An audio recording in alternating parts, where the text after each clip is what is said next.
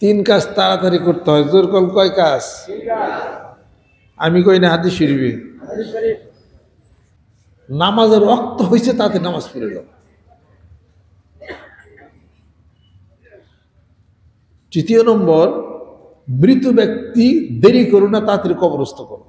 আর আমাদের দেশে কি করে, বাপ মারা গেছে, পোলা থাকে কানাডা, মেয়ে থাকে অস্ট্রেলিয়া, বড় মেয়ে থাকে হলো জাপান, এ কদিন খবর দিছে 6 দিন বাপের থয় ফ্রিজে ফ্রিজে রেখে হুটকি বানায়।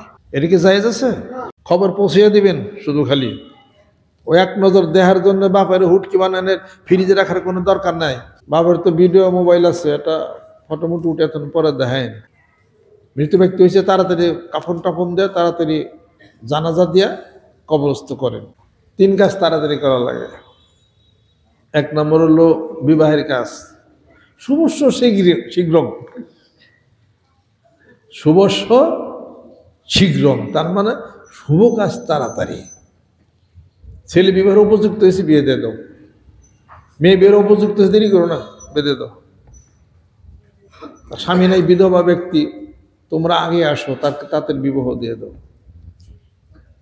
গেল।